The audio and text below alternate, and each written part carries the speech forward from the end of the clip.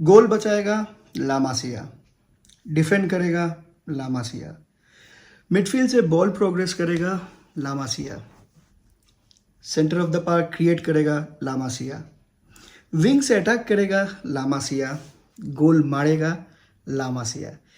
यही अभी बार्सिलोना का करंट सिनेरियो है कि हर एक जोन में अगर आप देखें तो डोमिनेट कर रहा है, तो कर रहा है सिर्फ ला मासिया।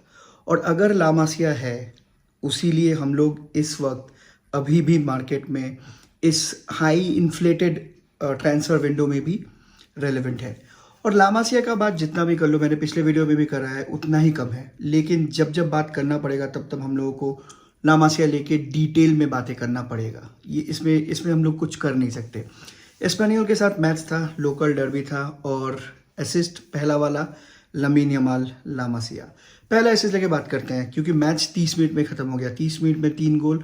मैं लाइव वॉच अलॉन्ग कर रहा था और मैं सोच रहा था कि शायद 5-6 गोल हो सकता है, लेकिन जैसे मैंने प्रेडिक्ट किया कि अगर 3-0 या 4-0 से हम लोग आप हो जाते हैं तो सेकेंड हाफ में चेंजेस आएंगे, और चेंजेस अगर होंगे तो थोड़ा इंटेंसिटी ड्रॉप होगा, थोड़ा क्वालिटी में डिफरेंस ज़रूर आएगा।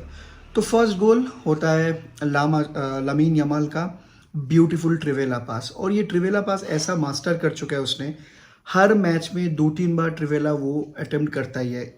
वो शूट करने के टाइम भी करता है, पास करने के टाइम भी करता है। तो बॉल जब लमीन यमाल के पास था और उसके सामने ऑलरेडी 2 डिफेंडर थे, ठीक है, उसमें से ये विजन रखना कि डैनी ओल्मो के ठीक पैर में हम लोग बॉल डालेंगे, और वो डालेंगे एक ट्रिवेला पास के साथ, और एक ऐसा वेटेड, ऐसा perfect weighted ball with ball spin जो इनसाइड ऑफ द पोस्ट आ रहा था, उसको कुछ करना नहीं था। और डैनी ओल्मो को जो लगा बहुत इजी फिनिश था, लेकिन हाँ, फिनिशिंग बहुत डिफिकल्ट था, लेकिन ज़्यादा कुछ उसे करना नहीं था। उसे करेक्ट मोमेंट में उस बॉल को टच करना था, और फर्स्ट बार से गोल आता है बार्सिलोना के लिए। फर्स्ट गोल बहुत ही खास, again connection between 2 La Masia players, Lamine Yamal जो है ही लामासिया का जेम, और डैनी ओल्मो जो रिटर्निंग लामासिया है। लामासिया में ही उसका इस्टेब्लिशमेंट हुआ था, और उसके बाद फिर से बार्सिलोना में आता है, और फिर से जैसे ही मैच स्टार्ट होता है आपके डैनी ओल्मो के साथ, वैसे ही एक ब्रेस लगा ही नहीं कि वो कभी भी ये टीम से बाहर था। ऐसा लगता है कि वो टीम में ही इंटीग्रेटेड था, और वो बरसों से खेलते आ रहे हैं ये सब प्लेयर के साथ, जो बहुत इंपॉर्टेंट है। क्योंकि अगर ऐसा कनेक्शन बन जाता है, ये कोई फ्लूक नहीं है, ये कनेक्शन इसलिए बन पा रहा है क्योंकि ये लोग लामासिया में एक ही मॉडल में, एक ही प्रिंसिपल में फुटबॉल खेलते हैं। तो फर्स्ट गोल ऐसा आया। सेकेंड गोल मार्क कैसाडो, हर एक ब्लेड ऑफ ग्रास कवर करने वाला प्लेयर, जो मुझे सही में लगता है जोशुआ किमिच का परफेक्ट स्पेनिश रेप्लिका है। कोई टैकल में जाने से पहले सोचता नहीं है, कहीं पर भी वो डरता नहीं है। छाती पे बॉल खा रहा है तो भी वो भाग रहा है, कहीं पर भी लग रहा है तो भी वो भाग रहा है। 199.99% आउटपुट दे रहा है हर एक मैच में। मार्क बर्नाल जाने के बाद हम लोग सोच रहे थे क्या होगा, लेकिन मेरे को मार्क कसाडो पे ज़्यादा भरोसा था बर्नाल से भी, क्योंकि ये एथलेटिक का कैप्टन था, और ये एथलेटिक का कैप्टन था फॉर अ रीज़न, और वो हर दिन शो कर रहा है। जब सारे लोग बोल रहे थे कि पिवट का दरकार है, हम लोग को पिवट लेना चाहिए मार्केट में, डैनी ओल्मो को नहीं लाना चाहिए, तब कोई ये नहीं सोचा कि हैंसी फ्लिक दिमाग से क्या सोच रहा है। Hansi Flick already spotted these 2 gem, और उसको लग गया था कि हम लोग पूरा का पूरा सीजन इन लोगों के ऊपर चला सकता है, क्योंकि कोई फिक्स पिवट नहीं है। रोटेशन मिडफील्ड हो रहा है, कोई ऊपर जा रहा है तो कोई उसे कंपेंसेट करने के लिए नीचे आ रहा है, हर एक एंगल से प्रेशर बन रहा है।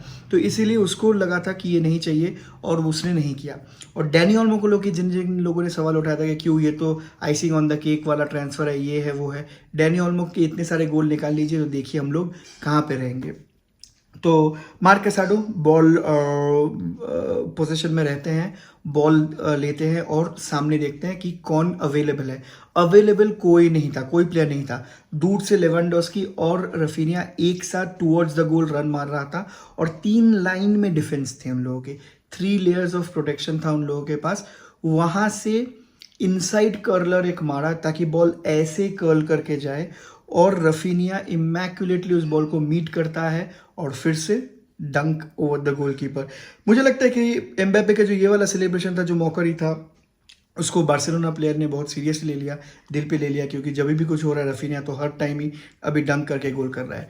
2-0 अप, और तब ऐसा नहीं लग रहा था कि कोई प्रेशर है, कुछ है। इजी क्रूज कंट्रोल हम लोग का चल रहा था, लेकिन रूथलेस बार्सिलोना फिर भी चुप नहीं होता और एक बॉल विन करता है रफीनिया डी बॉक्स के ठीक बाहर, वहां से पास करता है अलेहांड्रो बाल्डे को। बाल्डे बॉल देखता है और ज़्यादा टाइम नहीं लेता है, वो इमीडिएट से इमीडिएट रिलीज करता है डैनी ओल्मो को। और डैनी ओल्मो को अगर आप उतना स्पेस और उतना टाइम देंगे तो वो एक ही चीज़ आपको देगा, वो है ओल्मो टाइम।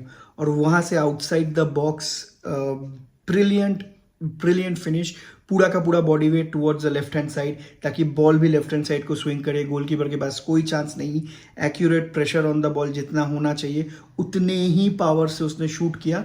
और स्पेनियोल कोई कुछ समझने से पहले लोकल डर्बी में वी गो 3-0 अप। 3-0 अप होने के बाद गेम मैनेज करना था, प्लेयर्स को रेस्ट देने थे, तो सारे प्लेयर्स को रेस्ट दिया गया। फ्रैंकी डियोंग पिच में आए, फिर आपके एंसु फैटी पिच में आए, फिर गावी पिच में आए। गावी जब पिच में आए थे 83rd मिनट के बाद, उसके बाद इंटेंसिटी फिर से वापस आया, लेकिन तब तक match was done and dusted. हम लोगों का XG भी ठीक ठाक हो गया था, एक गोल खा गए थे, क्लीन शीट नहीं रख पाए। लेकिन पाउ कुबार्सी again brilliant. Hector fort mentions a special credit in this particular match, क्योंकि उसने बेहतरीन खेला जब तक कुंडे का सब्स्टिट्यूशन नहीं आया था। ऐसा लगा नहीं कि वो पहला बार खेल रहा है, though he is a left back as well, वो वहाँ पर भी खेल सकता है, लेकिन नेचुरली वो राइट बैक है और उसने बखूबी वो चीज़ निभाया।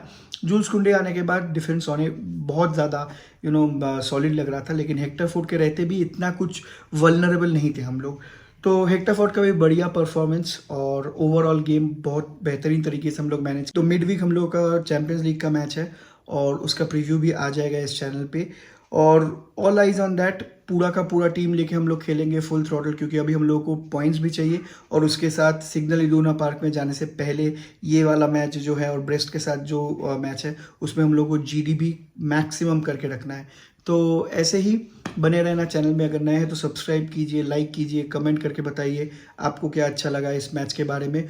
और लाइव वॉच अलॉन्ग फिर से होगा चैंपियंस लीग का, तो प्लीज़ ज्वाइन कर लेना, जहां हम लोग सारे मिलके एक बड़ा सा कूलर फैमिली की तरह बैठ के इंटरेक्ट करेंगे, 1-on-1 डिस्कशन करेंगे, क्या बेहतर कर सकते हैं और कहाँ पे हम लोग चूक रहे हैं, और हम लोग ऐसे करके मैच एंजॉय भी करेंगे।